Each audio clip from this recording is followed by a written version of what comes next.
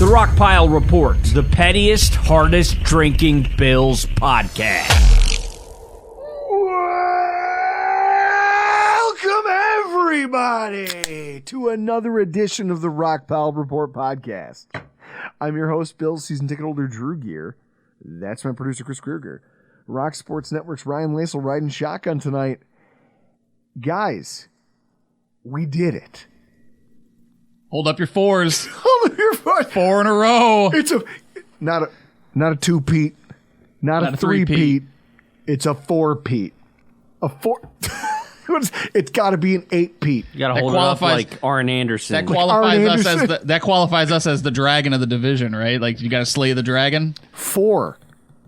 And not just 4, but 4 in one of the most improbable manners of all time. If you've seen the statistics, if you look at the percentages, when they were figuring out, oh, look at the Bills at 6-6, it's all over now. Who's laughing now? I wasn't. 2% chance to win the division coming out of the bye week. Who were these people who wanted to fire our head coach and like throw our quarterback into the sun? And I still want him fired. Not. I was just say on Chris's side, I've been called out a couple times on Twitter, and I have maintained that I have not changed my opinion on Sean McDermott because my opinion has never been he can't lead this team to the playoffs. We'll see this season if he can do the improbable. Do the thing. I was one of the people who came back last week and said that my view of him long term hinges on how this season ends. Go out there and do the thing. If you flounder your way, if you miss the playoffs, yeah, I think you get excused for stuff like that. Anybody who disagrees, ask Mike Vrabel. Ask Pete Carroll. What happens to you when you're an NFL head coach, regardless of what your previous successes were? You know, Mike Vrabel might even be the best example of this. Mike Vrabel won Coach of the Year 2 seasons ago, and now he's unemployed. 2 seasons ago, he was Coach of the Year. He led his team to an AFC championship game. With Ryan Tannehill at quarterback. He beat Tom Brady at home in the wild card round and ended Tom Brady's career in Foxborough. He beat the league MVP in Baltimore inside their own house en route to an AFC championship game. He's proven he's a good coach. And yet he's no longer a part of an organization. And then I look at Sean McDermott and I go, what are you doing? Why are you so different? What makes you different than that guy? What makes you different than Pete Carroll, who won a Super Bowl behind some really inspired defense, which he had a lot to do with, and ultimately just like what a guy who has had his team winning more than losing. Like, think about it. The reason Geno Smith was their quarterback of choice is because they've done so well, they don't qualify for good quarterback picks. So they had to get creative, right? I mean, the Ravens would absolutely be in this position if anyone in the first round was smart and didn't let them trade back into the first to get Lamar. Or if anybody this offseason who said they didn't want any part of Lamar and said, like the Falcons, right? No, we're good with Taylor Heineke at quarterback, or we're good with Desmond Ridder. We don't need Lamar Jackson at quarterback. Imagine what this season would look like if any of those teams that said, "Nah, we're good. We don't need Lamar." There are lies. There's damn lies. And then there's the people out here saying, I'm happy with Desmond Ridder. Yeah. You are fucking wild. Those people are idiots. Yeah. And those people are also fired. Yeah. And he didn't even wait. 12:01 a.m. Sir, wake up. You are no longer employed with the Atlanta Falcons. I'd like to believe that Arthur Blank went to his house. He was so he woke him up. He was so fired. They told him, "No, just keep your badge. We'll just deactivate it. You don't need to come in. We're good. You need to come in. You know what? You keep that iPad. See, we're good." I'm not gonna lie to you. As the owner of a team with a guy like that who I'm firing, I would come to your house to get it at 1 o'clock in the morning. Myself, I wouldn't even come. I wouldn't even send security. Give it. Yeah. And you'd be like, "What? Give me the badge. It's mine now." It's always been mine. You've been renting it. Somebody had the tweet about Arthur Smith being fired. They were like, Guys, he had Drake London and Kyle Pitts and Bijan Robinson and Jonnu Smith and all these weapons. Like, he tried everything. He grew a mustache. He shaved the mustache. He cut his hair once. He yelled at another coach for scoring too many points. What more do you want him to do? Such a bad look. That team so gave up. And yet, much like we thought the Buffalo Bills were a team that were giving up, look at us now. Look at us now, baby. And welcome to our Week 18 recap as the Buffalo Bills 21, Dolphins 14. Let me hit you with my stats of the game. Tua, 17 and 27, 62%, 173 yards, 1 touchdown, 2 picks, and a 62.7 rating. Josh, 30 of 38 for 79%. A Bills quarterback completing almost 80% of his passes is wild.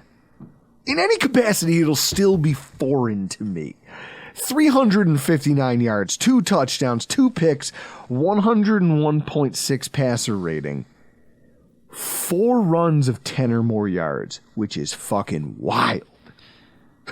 First quarterback in NFL history, 350 plus passing yards, 65 plus rushing yards, and a completion percentage of greater than 75%.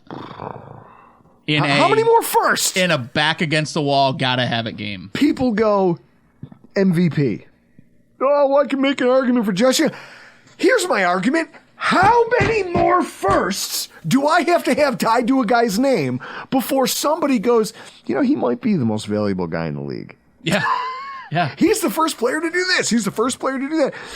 He could be the first player to walk on Mars, and they'd still be debating about, well, you know, Dak Prescott. Well, yeah, but you know that interception he threw in the first quarter, right? It was a bad interception. This game is a perfect thing. I'm going to talk about that in a minute. But with my stats, wide receiver Tyreek Hill, 7 of 13. 7 of 13, 82 yards, 1 touchdown. No other Miami wide receiver had more than 30 yards. So you could see where the eyes were going, and it wasn't hard to. Wide receiver Khalil Shakir, perfect 6 of 6, 3 first downs, second 100-yard game of the season. Defensive end Greg Rousseau, 4 pressures, 2 quarterback hits, 2 hurries, which led the team. Mm-hmm. Miami cornerback Eli Apple, 9 catches on 12 targets, 141 yards, 1 pick, 1 touchdown. 1 pick, 1 touchdown given up in coverage. He's allowed 5 touchdowns on the season. Yeah, and now he gets to go play Pat Mahomes and Arrowhead. He gave up 5 first downs in the season, like in this game. Like, that's wild. Miami, first half rushing, 100 yards. Second half rushing, 8. Yeah. 8. And 13. 13 is the number of consecutive games that Josh Allen has at least 2 touchdowns passing against Miami, which is an NFL record for a quarterback against one franchise. First of all, cheers. To the victor go the spoils. Now, for those of you wondering, his name is Kanan, okay? Because I sent him the Dumb and Dumber, where it's like, Samsonite. I was way off. I'm like, is it Kelvin? Was his name Kevin? No, it's Kanan. I was way off. It's Holstetter's Slow and Low Rock and Rye, which is straight rye whiskey, rock candy, raw honey, bitters, and navel orange. It's essentially old-fashioned in a bottle. It's delicious. I'm a huge fan. Cheers, as we toast to what is another AFC East crown. That's right. 4 in a row. Chris, cheers. Cheers. Booze tastes better. I feel like the air smells a little cleaner. Coffee tastes better.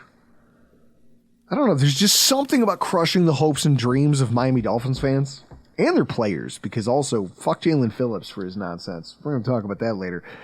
It just makes everything a little bit better. What did you do for the game? How does one watch a game like that? So it's home, right? Kids, bed early. Off you go. You got school in the morning, whatever excuse I want to use. But typically when I'm home, it's on the couch, solo, not reclined, sitting on the front portion of the couch with drinks on hand, and I think I made some queso and chilled back and watched the game on the edge of my seat, literally, because that's the only way I know how to watch football games. See, I just pace the house and swear.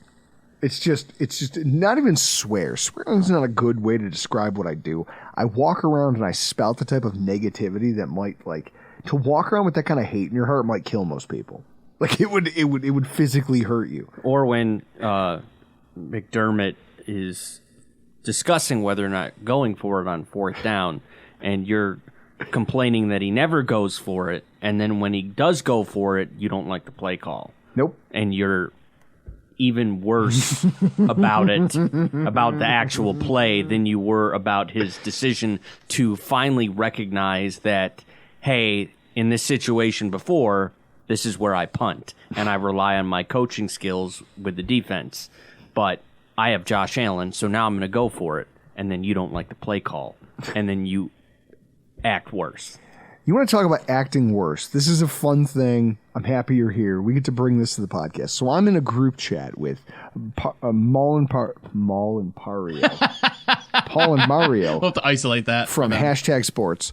We'll use that as the next intro. Our friend Cam Boone, who Yep. used to be an intern for the Buffalo Bills. Yep. He was always at training camp. That's where I met him. That's where I think you met him. That's where I met him, through Spencer. Yeah, Spencer German. Okay. Yeah. Spencer German, now Cleveland radio guy. Well, he also writes for SI. Yeah, So now anything he's you the read on SI the Cleveland Browns or the Cleveland Cavs, that's Spencer German. So, we've got a group chat of guys who do a lot of sports content production, and we'd like to talk productively about sports. We bullshit about our own lives and stuff like that. Well, the rest of us talk productively about sports. Yeah, and so what happens is in games like this, I've made it a thing now where I just show up, because if I'm celebrating a good thing, I can talk openly with the people who are in the room with me. I don't need the group chat, which they take offense to. But then also, well, those of us who are in the chat all game take offense to it, because we have dialogue all game long. So here's a bunch of people having a conversation, and all of a sudden it's like a side door opened, and some lunatic rolls in and just yells at the top of his lungs, I think Adam Kemp, or whatever, Alex Kemp, I hope he's abducted by Lebanese terrorists. And then I'm back out of the chat and I'm gone. It's like a drive-by shooting of just negativity. So Ryan finally kicked me out of the chat in the middle of the game. And then what? Then texted you and said, I warned you. And what did I say? I regret nothing. I regret nothing. I said my piece. You all know how I feel. Chris, it's hard watching football with me, isn't it? It's the worst. It's the worst. And yet you do it. Why? The negativity. I seethe. Awful. And the dark places that I go to with my negativity it's special. My favorite's my dad, who will just see it and be like, hey, whoa. It's like, nah, I'm telling my story walking. I'm out of here. I swear, my dad watching games with me is shaving more time off of his life. It's like when you drink out of that. It's like the guy in The Last Crusade who drank out of the wrong cup. Oh yeah. I feel like that's what happens to everyone who gets too close to my negativity. So, watching this game and just a roller coaster of emotions, it was one hell of a watch. Yes, it was. It was the most climactic game of my entire, I want to say my adult life, watching them in this scenario. Because you knew, think back to our other clinching games, Chris. You knew that they were going to probably roll up Denver when we won things. I mean, we won the division when? Was that the first one? That was our first division title? First 2020? one, yeah. Yep. So you knew we were probably going to go in there and hammer them. And we did. And it was pretty easy. And then 2021, I think 2021 was the year where it was... No, that was 2020 was 2020 was the COVID year. 2020 right? was the Dolphins then rolling in here the following week after we'd already clinched and said, "Hey, we're gonna sit our," and all the Dolphins had to do was win. Yeah, that's right. Yep. So then 2021, I want to say that was the. I don't know, Chris. You want to give it a? Actually, let me see. I've got this. I don't have to make Chris Google it. It was the New York Jets at home. It was the New York Jets at home, and that was the game where Reed got into a fight with a guy. Remember that? Oh, yeah. Reed and a defensive lineman from the New York Jets are behind the play, and my dad goes, "Hey, isn't that your friend who doesn't swear?" I look back, and he's just, there's haymakers being thrown. He's rolling around on the ground. And I asked him afterwards, I go, "Reed, what did that guy say to you to get you to react that way?" He goes, "I actually physically can't repeat it." I go, "All right, then I believe you. Get him." So it was a home game against the Jets, but that was, it's Zach Wilson. It's the Jets. Yeah, it's the Jets. And then you go 2022, and it's us against the Patriots, and it's a game, but it's not a game. We have the emotional, opening kickoff return. Yeah. And then the game starts to get tight, and we have another kickoff return, and you're like, it's meant to be. Yeah. We're meant to win the AFC East. So I guess it's just, and then the week before that, obviously the DeMar Hamlin game. That's the thing. That was the DeMar Hamlin game, and then the game after was New England. But before that, we had just pummeled Chicago. Yeah. Yep. Over Christmas weekend. So really, this was the first time that the division title was there, and it was a rivalry game, and it was, hey, we have the high ground, and you had to take it. And so to live through that, the anxiety was something. It was, and we had talked on hashtag. We had done a preview show. I had done one with Joe from hashtag on Friday night. We got together because we were both kind of 48 hours away. Let's talk about this. And we debated at the end of the show, would you prefer them to know going in whether they had a playoff spot or not? Because the way that the season had gone, we talked about it multiple times, right? The way the season had gone, you go into your bye week 6-6. You had these losses against Denver, these losses that you should have won against Philadelphia. All these losses started to pile up, and it was just making the playoffs at this point felt like it would have been a win, right, for this team. But then to go into the last week and go, well, we could have a win and you're the 2 seed, lose and you're out scenario. The conversation came up, would you rather know going in? And I said on the show, for my personal mental health, I would rather know. Because me, as a fan, knowing they were going to be in the playoffs, this wasn't the last game I was going to watch this year, the Buffalo Bills. I'd rather that for my own mental health. From a team perspective, I felt like they needed the win or go home type of scenario to really come out hot, not come out flat, not come out and do what they did. Yeah. Right. But what I say all that to say, I was wrong in my mental health capacity, because as soon as you knew they were in, it was like, oh, I really want the division. I really want the division. You get greedy because that's what you do as a fan. You go, okay, well, now that there's a safety net. Right. Let's hope. Yeah, exactly. Let's dare to hope. Dare to dream, right? So this is a celebration. We're not going to grind axes for half the night. No. But at the same time, we're each allowed at least one grievance for the night. I think that that's fair. I think that that's just, because this wasn't a perfect game. No, by any means. So, I want to go around the room. Chris, if you had one beef to get off your chest about the way the Bills played in this game, what would it be? That'd be you. No. I'm talking about the Bills. I know you can blame watching the game with me. But if you look at something the Bills did. The interceptions in the end zone. And I will tell you that I was... in my football pool, I finished the betting season up $30. After 18 weeks. Yeah. Of gambling. I was in the running to win $410 for just, you pick the winners straight up. Eric Smeal, I got Eric Smeal into my football pool. And I think I had 3 wrong for the whole day, and Saturday too.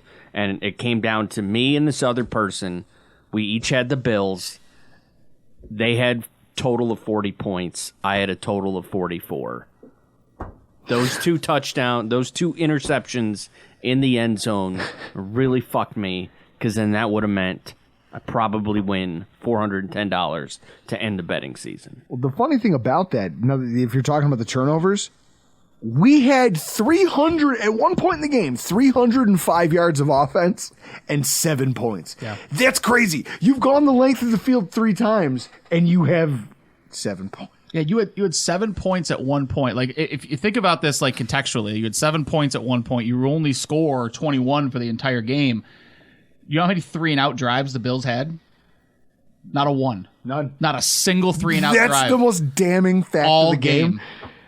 Like, so is that your beef? No, my Okay. beef is what are we doing with our timeouts? Like, we're still doing this with timeouts because Sean McDermott. how valuable would that timeout have been when Ty Johnson gets stonewalled at the goal line? How valuable would it have been to just go timeout, 2 seconds? Now I can make the decision to go get points, or do I trust Josh Allen to go 4th and 1? And for all the criticism that I think people unfairly give Sean McDermott when it comes to his willingness to go in scenarios he should go, he's been pretty good this season, really throughout his career for the most part. I think it was, he by and large, when he's supposed to go, he goes, and when he goes, he gets it, right?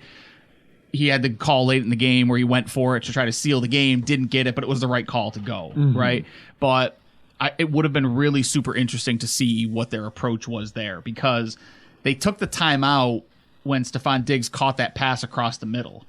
I was like, what are you doing? Like, run up and clock it, And Mario from Hashtag was like, well, I get it. He's thinking defensively. You want to give your offensive players an opportunity to catch their breath. They had been up and down the field. I'm like, yeah, but so would the defense. And the defense didn't have an opportunity to sub. Like, there were a lot of factors that came into it. But, man, how great would have – how much easier maybe would the second half have looked if you just had that timeout at the Even goal if it's line. 10. Even if it's 10-14 going into halftime, Yeah, you go, it's a completely different football here we game. go. Well, this is it. To his point, all those turnovers, what kind of a boat race might this be if Allen scores that first time? Because Gabe Davis is open. If he throws the ball to where Gabe went versus where he thought Gabe was going to be. If Gabe Davis does what you're supposed to do on a blitz, yes, it's a touchdown, right? Like, you learn that at Pop Warner football. And this was me and Mario had this conversation on Hashtag. Mario played D3 football at the highest level of D3, right? Like, and you're taught that. I mean, it's D3. Let's not talk about it. Yeah, but he went to play. Mario, he played, Mario, I'm looking at you right now in the camera. I'm looking at you.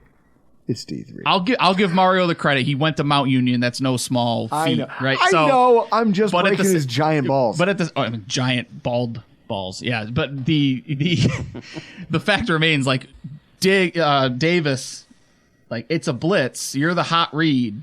Cut the route, sit down, turn around, catch the ball. Like, that's what he's supposed to do there. Now, what I'll say is this idea that, like, okay, so we throw in a red zone interception there. Are we up to 21? We're up to what? 21 points right now with my grievance plus Ryan's? Yeah. The timeout at the end of the half and the two. At least, Yeah, at we're least already 17. at At least 17. You're at 17 points. Now it's 17-14 going into halftime, and then you watch the shit show that the Dolphins become in the second half, and you go, what could this have been? Like, this didn't have to be this stressful. It could have been 31-14. And that's my grievance, is that you all could have done this so much better and so much differently, and you just didn't. Yeah. You just didn't. And that's on you. That's your fault. You chose not to. I don't know. You chose not to make it happen. And Well, you came out flat. you right? came out flat, or at least you did. You weren't flat. You weren't flat right up until these critical moments where it mattered. Yeah. And here you're talking about Gabe Davis, and people go, "Well, he's a good talent. You make exceptions." Blah blah blah blah blah. Gabe Davis made the same mistake that Chase Claypool made late in the game. Now, that first interception for the Bills can't cost you the game. It's too early. Mm-hmm. Chase Claypool made the same type of mistake where you just didn't run the route your quarterback needed given the situation with the pass rush, and you didn't know that. Well, how do you get on the football field being big and tall and long, and I'm supposed to be a safety blanket, and then I don't actually know what the needs of my quarterback are? Well, I'll actually counter that, because McDaniel talked about that interception in his post-game presser, and he said that Rapp ended up further outside than we thought he was going to be. So what we talked about post-game was that's like the game within the game, and that was a Sean McDermott beat McDaniel in that situation, because Taylor Rapp was not. Josh McDaniel operates extremely well, and similar to Kyle Shanahan, when defenses are where they're supposed to be, right? Like when you play fundamental defense, I have an offense that's going to boat race you, right? Yep. But as soon as you start to get like these little quirks and these little tweaks in defenses, like, Sean McDermott tends to bring, like a safety's a little bit further outside. I'm going to stand 10 feet farther to the right. And stand, they go, he could bend that outside. But you're in a game of inches, that 10 feet. Absolutely. Like, to the layperson listening to this podcast, they go 10 feet. What does it mean? Well, it's 10 feet. Keep in mind that was a diving interception. That's extra the leverage difference between him getting there or him not getting there. He basically got a head start onto what was the game-sealing interception. Yeah. And so you have to know not to throw the ball, or you at least have to communicate to your quarterback, hey, be careful. But you didn't know. Well, and there was still time on the clock. It's almost like you saw Tyreek Hill come off the field. And it's like you as an offensive coach might go, run the ball. Maybe I don't want to throw the ball to Chase Claypool in this situation. Let me give Tyreek a play. Yeah, maybe I should give Tyreek a play off. Maybe I could call a swing pass to Devon Achane, or some type of something to Jeff Wilson in that situation. Nah. I'm going to throw it to the guy who's got 4 targets all season. I'm going to call his number right now. McDermott's timeouts were also hilarious in the fact that somebody that I know recommended that we put him in Sean McDermott should have an assistant on hand at all times whose job is to follow him up and down the sidelines. And the second they see him going to make a timeout motion or going to talk to the ref, they just grab him. It's a big guy who can just grab him and hold his hands down and just be like, not. And he has to check with another person before he's allowed to go. Like, you just squeeze him and then you make him talk to somebody else and justify the timeout he's about to take. Because what I didn't like, and that was my big grievance, was here I go, this team is fracturing. We're making mistakes. We're sloppy. And then our coach goes into halftime, and they go, Coach, that last whatever. And he immediately just throws Josh under the bus. That throw has to be blah, blah, blah. It has to be here. It can't be in the field of play. So you're blaming your coach. So to paraphrase, I created a bad situation that we have no timeouts, and now I'm mad that my quarterback didn't do well in the bad situation I created. What is that? Now, it's obvious by the way that the players and the coaches, for all these people who want to go, they hate each other. It's very obvious, Chris, to everybody who's not a moron that they do well, correct? Yeah. Okay. They're fine. I think at worst there's an indifference Winning between the two. Fixes a lot of the shit. It's what we've talked about. I don't think they actively dislike each other. I think at worst there's an indifference between the two where they just, I'm on the offense, you're on the defense. Like, let's worry about your side of the ball. As long as we win games, we're good, right? But to hear that from our coach really fucking ground my gears. Because I go, are you shitting me? You're blaming him. You're blaming him for the fact that we couldn't call a timeout there, and then decide, do we go for the touchdown or just kick the field goal? But this is a celebration. Absolutely. So we want to move forward talking about some funnier things, like the Dolphins' wild ineptitude. Oh my gosh, they were so bad. Let's talk about it. I've been so excited all week.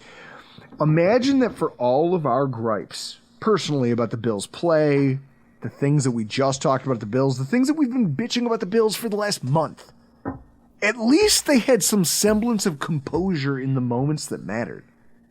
The Dolphins? How do you, as a Dolphins fan, and here's why I love the fact that they were on Hard Knocks in season. Yeah. How do you, as a Dolphins fan, because like when things go wrong for the Bills, you can at least go, well, at least they're a tight group behind the scenes. We don't know that. We just assume. Yeah. Because that's what we're told. You get to watch that team, and you get to watch the job their coaches are doing, dealing with the lead up to the game and the fallout of the game and the way that their coaches handle all of the, like you and I were talking about it before we sat down tonight, just about the fact that Mike McDaniels, he's this guy. Don't add an S, McDaniel. McDaniel? Is that it? It's Josh McDaniels and it's Mike McDaniel. They're both assholes. They're both assholes. And I think I called him Josh McDaniel earlier in the show. So we're it's both fine. We're That's what I mean. They're just interchangeable buttholes. They don't matter. What I know is when I watch a guy like that address a room full of athletes and I see the looks on their faces, like that's delicious theater. Guys, if you haven't, find a place. I highly recommend. Find a place to go stream the last episode. Yeah, the episode on Max, episode 8. Yeah. of the Highly recommend it. Dolphins Hard Knocks thing, because I'll tell you what my favorite part is. You get to watch a team that looks cooked. Yeah.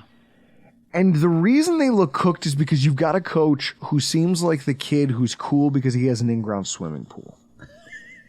Everybody likes you because of the things you can do for them, and they like you as long as the pool's open, right? Like, everybody's your friend, everybody's a cheerleader for you because the pool's open and you're having a great time. When the pool gets closed and then you find out, like, oh, this kid collects stamps. Oh, he likes bugs. Like, that's his hobby, is bugs. Fucking weirdo. And you just start to disassociate. What you're watching is a group of guys who were basically told, listen, I'm going to make you the best versions of yourselves. You heard it. His phone call with Tua that got him all this internet, this viral fame. Him with his sweatpants leg rolled up and his I wish it was colder shirt. Yeah, do you now, asshole? Yeah. Good luck. It's going to be -3. This guy who is cool, he's cool coach, and I'm smart coach. Except you're not. Right. You're not fundamentally intelligent when it comes to the game of football. And it's why when you go up against Sean McDermott, there are many occasions where you find yourself outcoached, outgunned, outdone in a game that you have in hand. Mm-hmm. This is now the second time that we've ended a season with a win over the Dolphins where they not only had a lead, but had a significant tactical advantage over us. And yet, here we are. And then that coach has the nerve to go into an amphitheater full of athletes and start talking to them about, it's about adversity, guys, and you just gotta fight through the adversity. We just have to fight through the adversity. How far do you think it would have gone for him to just admit, hey guys, I fucked us by not running the football? Just to be open and candid. Say, guys, I made a mistake. I had some lapses in judgment. There's a couple things with that episode that are worth mentioning. One is, like you mentioned, the difference in terms of accountability. And again, I don't know if he said it or not. He could have, and they just didn't air it. But there was a scene early in the episode. It was so the episode opens right after the Ravens loss. It's the first day back to work after the Ravens loss, right? And there's a scene where Duke Riley walks into the linebackers meeting room, and the linebackers coach is there, and the linebackers coach says something to the effect of, I've got to put you guys in a better position. I'm going to do better. Duke Riley, you can hear him kind of go, kind of like, don't worry about it, coach, type of thing. And then McDaniel gets up in front of everybody, and it's like, we've got to overcome this adversity. We've got to do better. We've got to, there's no accountability. The other thing that I noticed was during those speeches that he gave, if you watch, they pan to the players. Tyreek Hill's twirling his hair. He's not paying attention. Normally when there's motivational speeches going on, you watch these players and there's nodding, there's intent eye contact, there's engagement going on. These guys are laid back in their chair. They're rolling like their eyes. They're rolling their eyes. No, here's the thing. Not that you're a motivational speaker, but you're a motivational person. You're a manager. Yeah. You manage human beings for a living. You understand what it is to get engagement. Yeah. There's no engagement there. No, and I see a room that kid that has already stopped paying attention. He's that kid who's like he thinks he needs to be cool to lead, so he does things like cursing, right? Like that speech that we watched, the very first speech they opened with him after the Ravens game, it was probably a solid 8 or 9 F-bombs or says shit or things like that. Like, but they didn't make sense in context, right? Chris, it would be like Reed trying to swear. Yeah, that's what it comes off as. This guy who doesn't normally talk that way, who all of a sudden talks that way because he thinks he's relating to me as whatever, right? An African-American football player. So hang on, Chris. So if Reed were to walk in here right now and go, fuck you guys, I'm angry. Neither one of us would be, like, we'd be nonplussed about his anger, and we would more just be like, are you okay? Yeah. Right. Like, is everything all right at home? Like, what's happening to you? Why are you I get here? it. There's no Q42 on the shelf. You're mad. It's one of those things. And so to watch this, and then you see how they got here. And that's the hey, Chris, I think the pizza's here. All right. Here's some cash if you want to throw that guy a tip. Leave that in the fucking Yell tube. I don't give a fuck. We ordered pizza. In. Why? Because the Kia boys got my wife's vehicle today, and I was running a little late. This is a positive show, Drew. This is a positive show. Yeah, if I was going to say, if we could go back to 0 of the week right now, fucking Kia boys, I swear to God. You think you're cute on TikTok? I'll get you. Oh, I'll get you. I swear to God. Either way. Because we don't want to go around. I don't want to say something like what I texted you, and then have that happen and be like, "Well, now I have not in an alibi." This is all terrible. So, here's one of the interesting things, right? Like I talked about this, and this is where, like if their faces didn't tell the story, some of the numbers do. Tyreek Hill finishes this game with negative 0.1 yards after the catch over expected. Yeah. What that tells you is that he's a player who did not, yards after the catch over expected is a measurement that's supposed to say, okay, here's where we expect you to get hit because here's where the nearest defender is. If you get more than that, it means you made a great play. Mm-hmm. If you finish just negative of 1, what that tells me is you weren't a gross liability. You just also, when you got the ball, you didn't do anything extra. Yeah.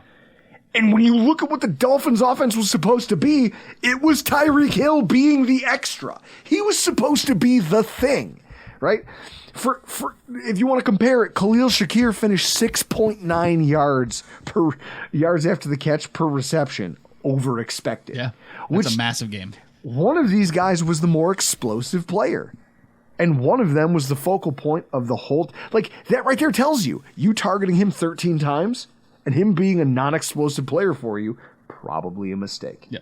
That's probably something that's going to bite you in the ass. How about this? No other Dolphins wide receiver was targeted enough to qualify for those statistics. So, let's just take that there. He had more targets than the rest of the team combined. Yeah. Which tells you when things got deep late... And for some reason, inexplicably in the second half, when their coach said, hey, fuck the run game, we're not going to let our running back, who's crushing the NFL in yards per attempt, literally set a rookie record. Yep. Let's not let him get involved, and instead let's throw the ball. And it's only going to be Tua. Situationally, we might find a Barrios. Situationally, we might try to find Durham Smythe or somebody. Anybody. Tua targeted 8 different players. 4 of them finished with single-digit yardage. That's pathetic. Yeah. Meanwhile, you look at the way that we orchestrated our game. Dalton Kincaid, 7 of 8 for over 80. Diggs, 7 of 8 for over 80. Shakir, 6 of 6 for over 100. We took our weapons and said, hey, all of you are going to play a role. We have Dawson Knox with a touchdown catch. Knox with a touchdown catch. Reggie Gilliam could have had a touchdown catch on that fucking play where he threw the pick where it's like he's right there. James Cook could have had a touchdown catch. You have options. We, for all of the talk about how smart Mike McDaniel is, our offense was the more well-orchestrated and more well-composed and the more well-conceived one. And that right there should be a fireable offense. Mm-hmm. It won't be. No. Not yet, anyway. But not yet. I mean, hey, Bill Belichick might be looking for a job. Don't put it past Stephen Ross. There was intent with the way we used our skill players. And when you looked at the way Miami did things, they said there's Tyreek Hill and there's everybody else. Yeah. And then the one guy that they had that was working in HN, they said, hey, we don't need him. I don't think it's that they don't need him. I think their coach panics. I think that he has drank his own Kool-Aid for too long. I think he believes that he's smart enough to orchestrate a passing attack out of nothing. He trusts Tua too much. He trusts Hill too much. Because it's worked. It's like that thing when you only have... This is a baseball analogy. You'll appreciate it. Yep. As a guy who played a little bit of baseball. When you're a pitcher who only has 2 pitches, you trust those things intrinsically, and you don't do well when someone comes to you. Like, you know how to throw a curve. Mm-hmm. You just don't like doing it. Yeah. They know how to run the ball. They just don't like it. Yeah. So in that analogy, it's like bases loaded. And your back's against the wall. You're going to go to your fastball because that's your best pitch. He goes, well, I got a great 4-seam. Yeah. Fine. All right, I'll throw the 4-seam. It's almost regardless like of whether or not that guy can knock it out of the park, you want that force scene because it's what you know. Yeah, it's almost like McDaniel's just like he knows that Josh can score in a hurry, and he knows that that Allen can take over a football game at any moment in time. So how do I keep him from doing that? Most coaches would say, we'll just keep him off the field, keep the ball out of his hands, we'll run the football. McDaniel's like, no, we've got the lead. Let's just go get a bigger lead. Yep, and you see that pressure. It's killed him in every single one of these matchups against Josh Allen. Mm-hmm. It's the reason that we've flummoxed him now. What is it? 3 times in 4 tries. Who's that, McDaniel? McDaniel is They played him 3 times last year, right? So they played him 3 times last year, twice this year. So five games.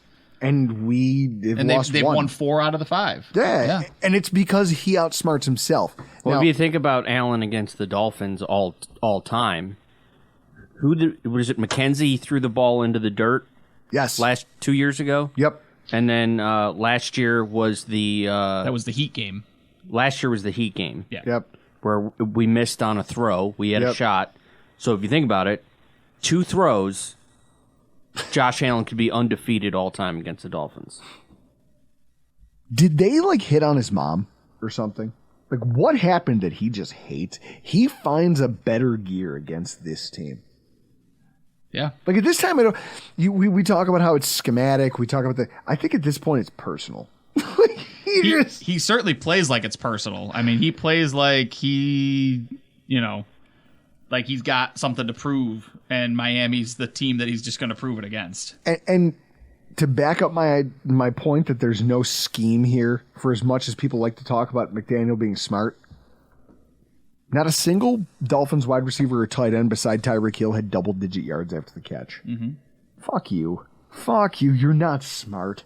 And I'm tired of acting like you are. I'm tired of pretending that this guy is somebody. Yeah. I can't wait for them to go to Kansas City and just get washed. Yeah. That team looks like a team that's just waiting to quit. Yeah. What, you brought in some street free agents to play starting outside linebacker for you on both sides. So Bruce Irvin and Justin Houston, nice pass rush from 2019. Yeah, I was going to say, but farther back, if you want to go back to further, 15, yeah. Now they're in their prime. Holy shit. So, Chris, you were talking about Josh Allen versus Miami. Yeah. Right? So here's the stats in Josh Allen's career against Miami. He's got a 10-2 record. 3,947 total yards, 39 total touchdowns, 7 interceptions, a 109.2 passer rating. Well, and this is what I was going to say. Fangio doesn't escape my criticism either, because fuck that guy too with his stupid. He's got hat. nothing for Allen. He never has with his stupid bucket hat. Where earlier this season, before the first time we throttled him, he made the mistake of saying into a microphone, "Well, you can't just have big plays. You got to have good plays all the time." Oh, good. We'll throttle you in front of the whole country, asshole. So and guess badly. What? We'll do it again. So badly that the next time they asked him about Josh Allen, what did he call him? Yeah. John Elway on steroids. Yeah, he goes, all right. Maybe last time I spoke out of school, that was bad. Look at this. Made easier by injuries. I understand. Can't pretend that's not a factor. Sure. Eli Apple. He tried to run that pick back into the end zone. You saw it. He wanted to score an own goal in football so badly on that play. Fuck him. He's stupid. You can't put him anywhere near a football team. And they're going to start him again this week. Against Kansas City and Patrick Mahomes, who just has to be licking his chops. He goes, "Oh, I remember that guy. He sucks." Yeah, he's the one we victimized last year when he was playing for Cincinnati. I've beat his ass before. This is hilarious. Yep. I'm gonna do it with Mecole Hardman or whoever they're gonna trot out a wide receiver. Eli Apple and his stupid mom can kick all the rocks. Yeah, no, I'm petty. I don't forget I don't forget. And also, Josh is 4-0 against Jalen Ramsey ever since he called him trash in that GQ magazine thing. Yep. How fitting is that, Chris? You said it one time. He's us. He's petty. Yeah. He goes, "Oh, that guy's on the field?" It's almost like he turns into Popeye and his muscles get bigger and he goes, "Oh, watch this. I'm going to steamroll half your front seven." Why? Because fuck you. Fuck you, Ramsey. You remember that thing you said? And he goes, "Josh, that was years ago. It don't matter. You said it." Yep. Spikes a football at his feet. And our defense deserves all the flowers. Absolutely. Like Sean McDermott. And Sean McDermott deserves all the flowers for what he did with the defense this week. He knew after that first half, okay, we're not going to win this way. They're eating us alive. It's what's keeping them in the game is their ability to get an early pass and then rush for 7. Fine. We'll take it away. Well, them taking it away, but having athletes. This is the difference. There's a lot of defenses that could go single high safety look, and you say, okay, now's our opportunity to pass. We know that we can get an easy one of those linebackers because they're too close to the line of scrimmage. Except we've got athletes. We've got coverage athletes all over our defense. That's a Sean McDermott. Like, that's a Sean McDermott statement right there. Yeah, I mean, it's you talk about injuries, right? And it's Trey White goes down. Okay, so we'll go out, we'll trade for Rasul Douglas. Rasul Douglas goes down. No problem. Dane Jackson. Or as Paul refers to him as, is get it right, Dane motherfucking Jackson. He had a great pass breakup in that game. He did. He had a great game. And then you lose Matt Milano, who's arguably the linchpin of your defense. Okay, we'll slide in. I've got a Terrell Bernard. Yeah, we'll slide in Tyrell Dodson. He's been playing well over the last couple of weeks. Damn, he goes down. No problem. Balen Spector. Balen Spector's here. And Spector makes a tackle for loss, and yes. I go, ow! Yeah, because and what he recognized in that situation was, I've got 2 guys, right? If Dodson goes down, I've got 2 guys. I got Balen Spector and I got Dorian Williams. Dorian Williams might be a guy that I play against Pittsburgh because he's hyper aggressive. He's going to attack. He's going to make a read. But you know who I need against Miami, who loves to run misdirection, who loves to run the zone plays? I need a guy who's just going to be in the right spot and isn't really fast enough to over pursue. So Balen Spector, get in here, right? And the first play he was in, makes the wrong read. Boom, he recovers, makes a backside tackle, keeps it from a first down. Then he has a tackle for loss. After that point, it's like, didn't even recognize he was out there. Nope. They did a phenomenal job with the defense in the second half. Their coverages, we were talking about Taylor Rapp and this idea that like he just shaded a little bit outside on that game-sealing pick. But in a game of inches, Taylor Rapp lining up just a few yards off the spot that you expect him to be, you as an offensive coach need to see that and communicate that to your quarterback pre-snap. You didn't see it. You didn't know about it. You had no spotters. You had no eyes on it because you're on the sideline calling the plays. You don't know that he's lined up awkwardly. So you only know after you look at the tablet and go, oh, Sean McDermott got me. Yep. Because you didn't have Tyreek Hill on the field. You still wanted, because it is your proclivity, to go for it. Yep. So you took a shot to a guy in Chase Claypool who's on his 3rd team in 2 seasons. He just has no fight. They tried to turn him into a tight end. And that's the beauty, again, of Sean McDermott, who's got 3 veteran safeties. Yes. That he's like, you know what? No problem. If you want to throw the ball, I've got 2 guys I can play deep in Rapp and Hyde that play center field great, and I've got a guy in Jordan Poyer who I'll drop in the box, go ahead and run. Yep. And so when that play happens and you watch Claypool take a sloppy route. Yep. And he kind of rounded that off. And it's a diving interception, but it's all set up by the fact that Rapp started out of position. Mm-hmm. And it's just, those are the things. It's the game inside the game, to your point. And it's also in a game of inches, our coach is just a few inches better than that guy every single time. Every time we line up, we're just a few inches better. At a certain point, that gets old with the locker room, and you watch this Dolphins team fold, and I can't wait to see what happens to him this week. I really can't. I'm happy that we're the ones who get to do it to him. And in the meantime, we're the ones that sent you to Cincinnati, or Kansas City. Don't forget who sent you there. Yeah, and then at the same time, watching Josh Allen run across that football field and celebrate in a stadium full of Bills fans. Yeah, it's like, that's special, man. Yeah, like this was some special shit that we got to watch, and that's why he's my hero of the week. Don't take it personally, all right? Franchise star players are a lot like Highlanders. There can only be one. I think you got that wrong. You don't win this game if you swap quarterbacks. No. You don't win this game if you gave me most quarterbacks currently in the AFC playoff field. No, I agree. There's a singular guy who comes into a game like this and wins it for you. Mm-hmm. Sure. Did he create a lot of the problem? Absolutely. Did he also solve the problem he created? In fact, I identify a lot with that. Do I make messes? Obviously. Are all of my calls the best ones? Nah.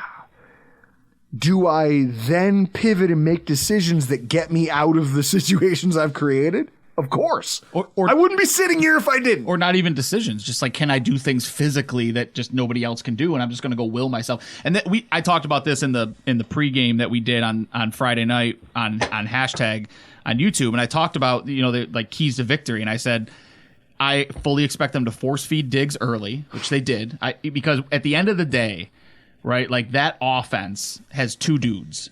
You got Josh Allen, you got Stephon Diggs. They're your dudes.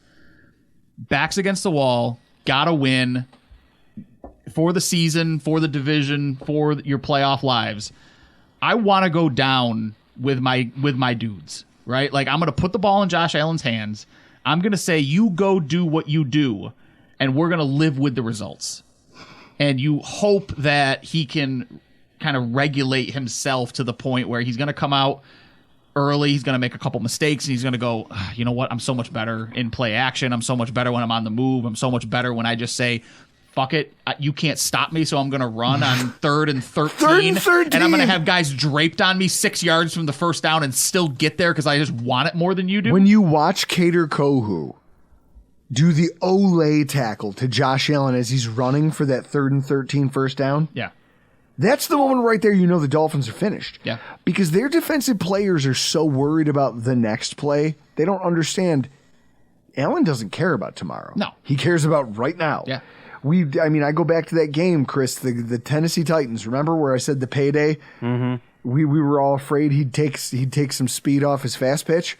And instead, what we realized is him getting all that money just gave him carte blanche to be the richest guy in a wheelchair. Yeah. That was it. He's like, I've got a death wish.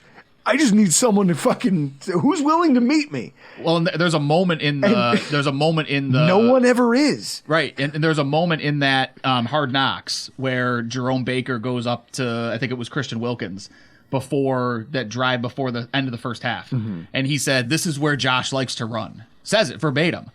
And then the voiceover, Liev Schreiber voiceover comes in and goes, knowing what's coming and stopping it are two different things.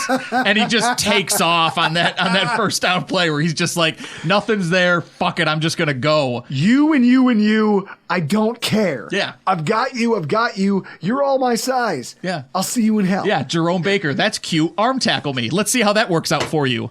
And I'm going to run for another 15 yards and dislocate your wrist while I'm at it. Yes. Chris, I'll say it again. You think I'm wrong? You were wrong. Who? The hero of the game wasn't even there. Okay. The hero of the game is Ty Dunn. Rallied the troops. Rallied the troops with his article. I love it. You know, Mad Mark Smith is hearing this. Punching air. He's punching air. Yeah. Ty Dunn, he's the real hero. That's who deserves flowers. Yeah, no one's going to talk about it.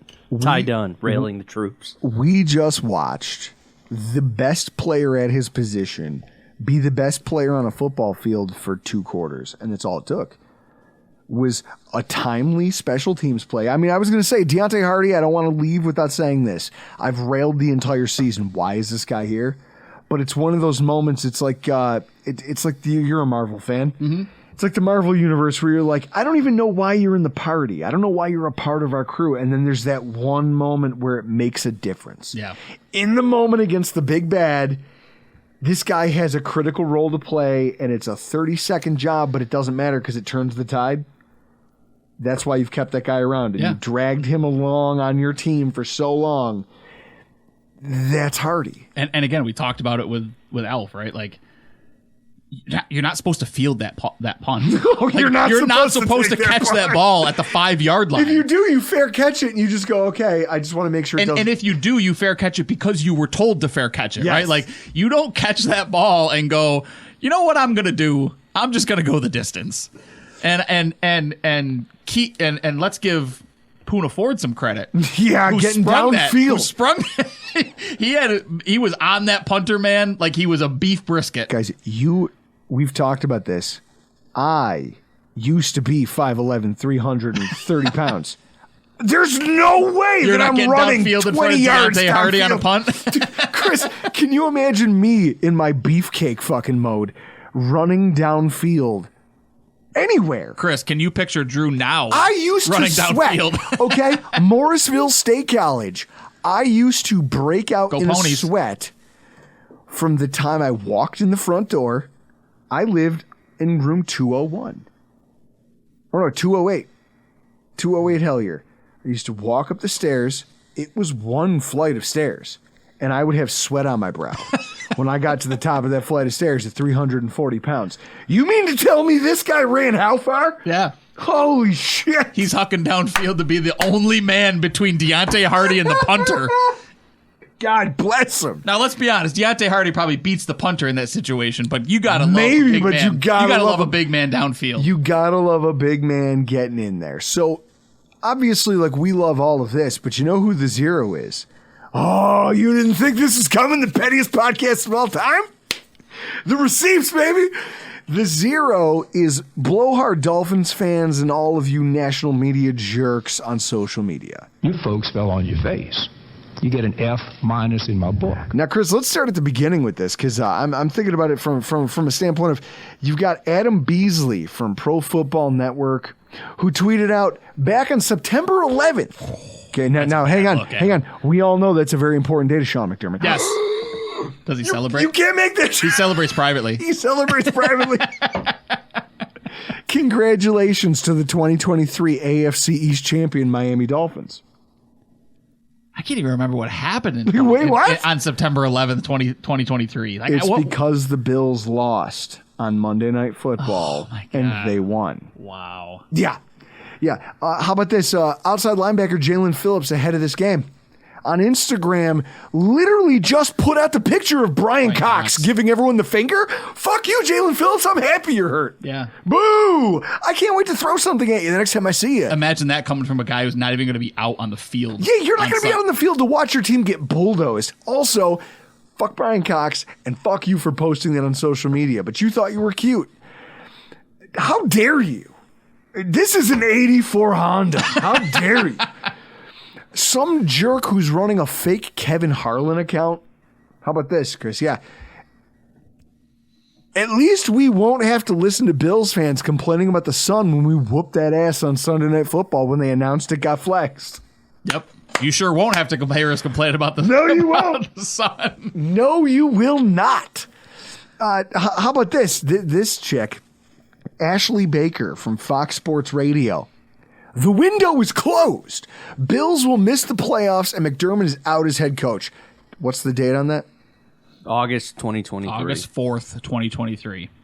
Last edited August 4th. Last 2023. edited. So she didn't even go back. So she made a typo. So she made a typo, went back and fixed it. This is a tweet you sent with full, like, hey. You said that with your chest. And then that tweet came with her chest. And then my favorite is about 2 weeks ago, she came back and retweeted it and goes, "Don't y'all get in my mentions now and come on my radio show." And make fun. I go, "Oh, so you're trolling for attention." Yeah. But also, she got the attention. And apparently she was not thrilled. Yeah, who's the guy from Baltimore that did that? Yeah. Remember him? You did a whole show on him. Oh, yeah. Well, it's funny because he actually knows our friend, Ken McCusick. He still works in radio with that guy. Mm-hmm. And he's like, that guy was going through a lot. His mom just died. Like, he was having a real tough time. And I think he just lashed out at your fan base, not expecting what. And I go, no, but you have to expect. You got to know. That a group of people who have this much angst built up Yeah. are going to be petty. And we're not going to let it go. No. We chase them off social media. Yeah. For a period of time. Yeah. This chick comes back and goes, "Don't y'all come at me in my mentions," reminding us that she said it. She's seeking engagement. So yeah. I think people pretty much ignored her, but the ones that I did see her get, I'm like, yeah, you didn't want that. No. That's not the engagement you were looking for. Nope. How about Nikki Smokes? This guy. Let's all tune in to hear Nikki Smokes' thoughts. So what's the date on that? January 7th? This was during the Titans game. This tweet. 2:26 This was during the Titans game. 2:26 p.m. Congrats to the Bills on officially being playoff bound. Enjoy the highlight of your day while you can. So this was when, right around the time that the Titans took a 2-touchdown lead against the Jags, because somebody commented and said, "Not yet." The Titans just fumbled that punt. Yep. So this was right before Jags came back and made it a game. Chris, his next tweet, if you will. And right before you read this, Bills fans, before you read this, Bills fans, how much does this resonate with where we were as fans like 6 seasons ago? All us diehard fans have been abused for over 20 years, and no matter how good we think we are, it's never enough. The pain is indescribable. I'm numb. Haven't felt like this since my grandmother's funeral. I hate sports. And that's what I talked about at the beginning of the show. Are we the dragon? Because isn't this how we felt about the Patriots? Bills fans felt like this. I could see you making this tweet about the Patriots. And Drew, read that first comment under it. Best season in 40 years, and we were a 6 seed. That's the comment right there. The best season we've had in 40 years, and we're the 6th seed.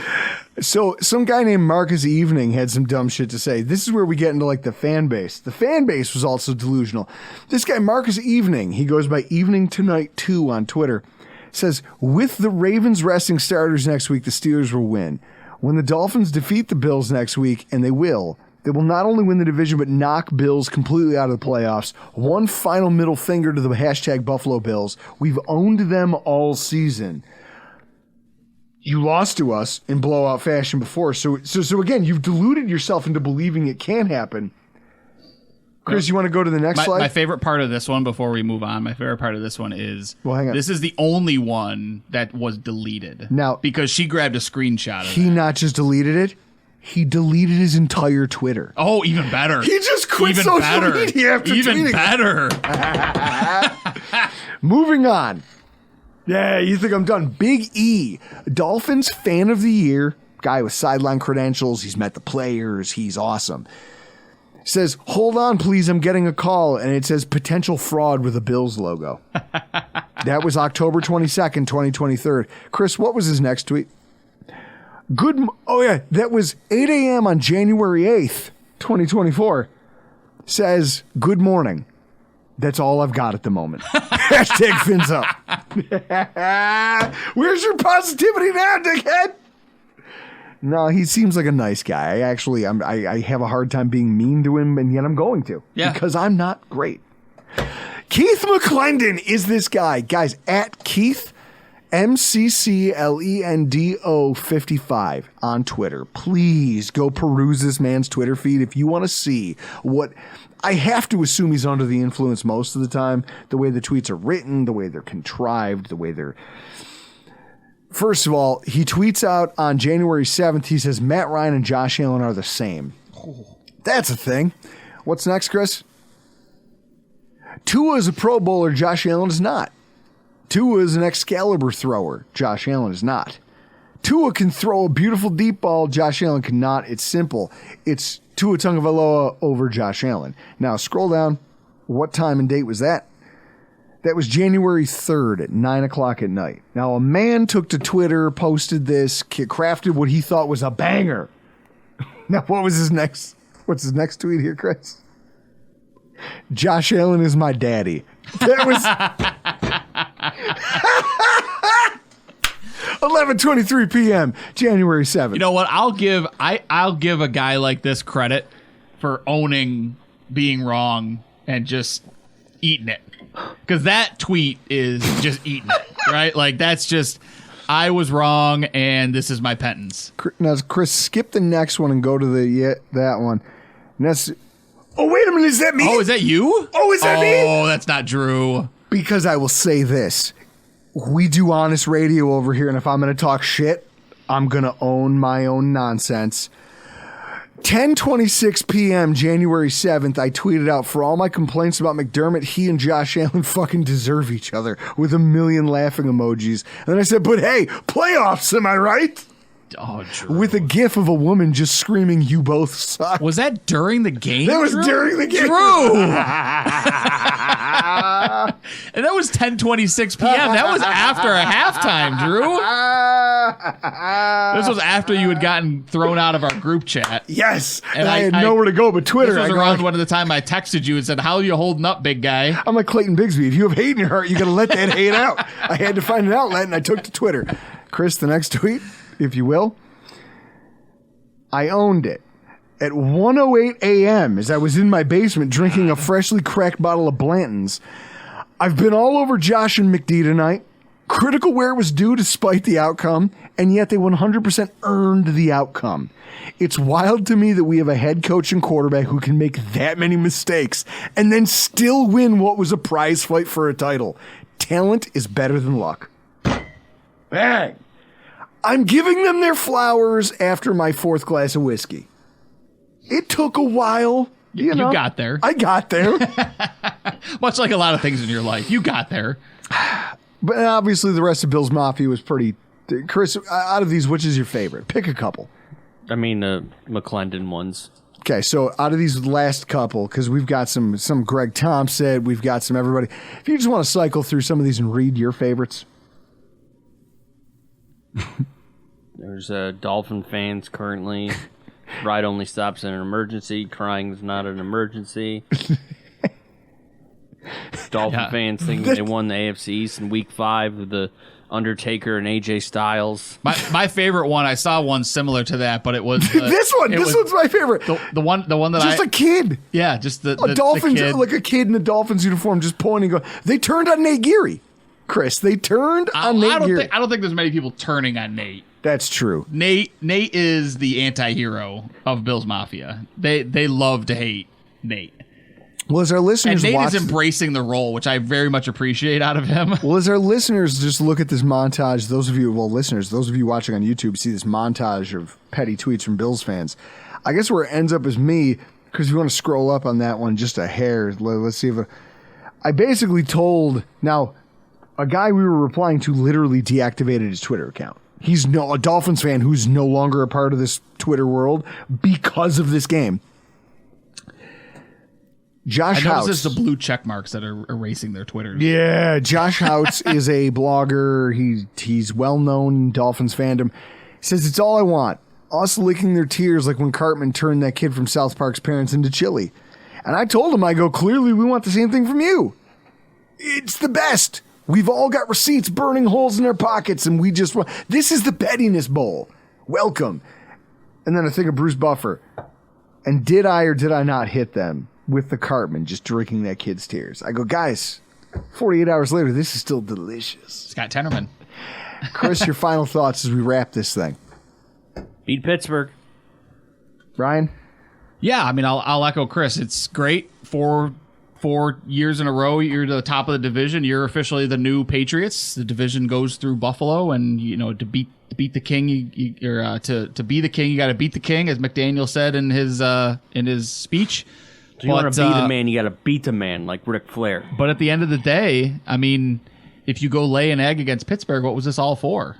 Right? Like, you go get the 2 seed for the opportunity to play at least 2 home playoff games, potentially a third if Cleveland and Baltimore run into each other, which, let's just talk about what divisional weekend could look like for the NFL. Where Divisional weekend could be wild. Divisional weekend, you've got Bills, Kansas City, the first time that Patrick Mahomes is going to play a road game in the playoffs, Baltimore. Comes into Buffalo.